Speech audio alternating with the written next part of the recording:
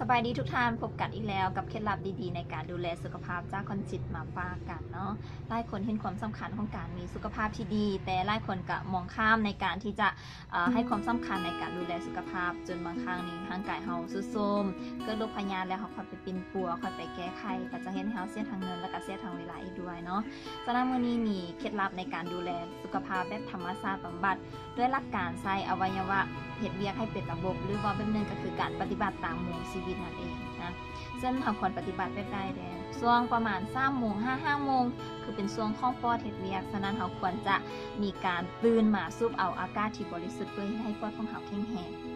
ช่วงประมาณ5 โมง7 โมงเป็นช่วงข้องลำไส้ใหญ่เฮ็ดเวียกฉะนั้นเราควรจะมีการขับถ่ายเอาของเสียออกไปเนื่องจากว่าช่วงนี้เนี่ยลำไส้จะมีการบีบหัดตัวได้ดีแล้วก็มีการสะสมของอาหารที่เราเคยกินผ่านมาแต่มื้อวานนี้เนาะสะสมอยู่ฉะนั้นเราต้องมีการขับถ่ายออกไปช่วงประมาณ7 โมง9 โมงเป็นช่วงของกระเพาะเฮ็ดเวียกฉะนั้นเราควรจะมีการกินอาหารเช้าเข้าไปเนาะเพื่อเฮ็ดให้กระเพาะของเราแข็งแรงและในร่างกายของเราได้รับสารอาหารที่ดีมีคุณประโยชน์แล้วก็ที่สำคัญคือคนได้ที่มักอดอาหารเช้าก็จะเฮ็ดให้มีปัญหาเรื่องของกระเพาะลำไส้ได้ช่วงประมาณ9 โมง11 โมงเป็นช่วงของมามเฮ็ดเวียกฉะนั้นเราควรหลีกเลี่ยงพฤติกรรมที่ว่านอนเนาะเพราะว่าจะเฮ็ดให้ร่างกายของเรานี้เมื่อยเพลียอ่อนล้าแล้วก็จะเฮ็ดให้เราบ่สดชื่นง่วงเหงาแถมว่า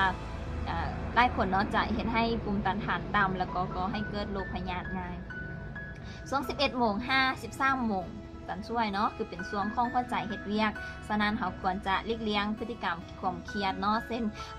เฮ็ดเวียกหนักๆประชุมหนักๆเนาะหรือว่าเรียนหนักๆช่วงนี้เนาะก็จะเฮ็ดให้ก่อให้เกิดเป็นหัวใจวายได้เนาะฉะนั้นเราควรหลีกเลี่ยงควรจะพักผ่อนช่วงประมาณ13 โมง15 โมงเนาะเป็นช่วงที่ลำไส้น้อยเฮ็ดเวียกช่วงนี้ลำไส้น้อยเนี่ยจะดูดเอาสารอาหารไปเลี้ยงทุกเซลล์ร่างกายของเราฉะนั้นเราควรงดอาหารทุกประเภทเลยช่วงประมาณ15 โมงเนาะ15 โมง17 โมงเป็นช่วงของการขับปัสสาวะฉะนั้นเราต้องว่ามีการออกกำลังกายเฮ็ดให้เหงื่อออกหรือมีการห่มยาหรือ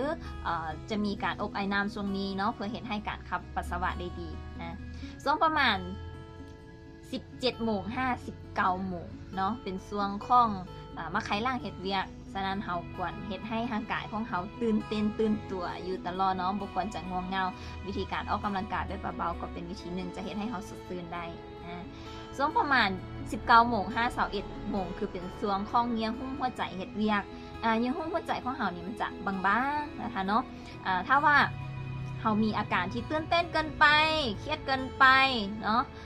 ถ้าว่าแสดงอาการที่มันกระตือรือร้นเกินไปก็จะเฮ็ดให้ร่างกายของเราเนาะเนื้อหุ้มหัวใจของเราเนี่ยมันจี้ขาดได้ฉะนั้นเราควรจะนั่งสมาธิเฮ็ดให้จิตใจสงบช่วงนี้เนาะ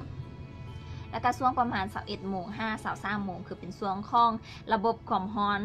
ร่างกายของเราเฮ็ดเวียกฉะนั้นควรหลีกเลี่ยงการที่อาบน้ำเย็นเนาะการตากลมการตากอากาศที่เย็นๆเนาะคือจะเฮ็ดให้เราเป็นไข้ได้ง่าย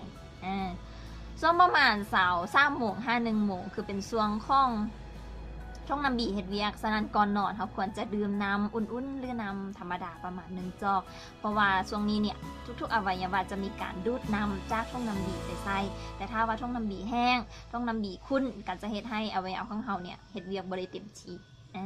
ช่วงประมาณ1 โมง3 โมงเป็นช่วงของตับเฮ็ดเวียกตับก็คือเปรียบเสมือนเป็นโรงงานในการขับสารพิษเนาะถ้าว่าร่างกายเราบ่ได้พักผ่อนเต็มที่ตับก็จะเฮ็ดเวียกหนักเนาะฉะนั้นเราควรจะได้มีการพักผ่อนนอนหลับเต็มที่ในช่วงนี้เพื่อให้ตับเนี่ยสามารถขับล้างสารพิษ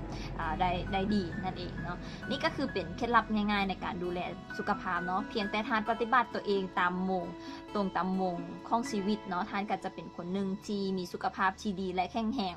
เนาะฝากไว้เนาะสำหรับคนได้ที่อยากจะมีสุขภาพดีๆแบบนี้เนาะอย่าลืมเข้ามาติดตามเคล็ดลับดีๆจากคนจิตใจเนาะกดไลค์กดแชร์คอมเมนต์และติดตามได้เลยขอบใจ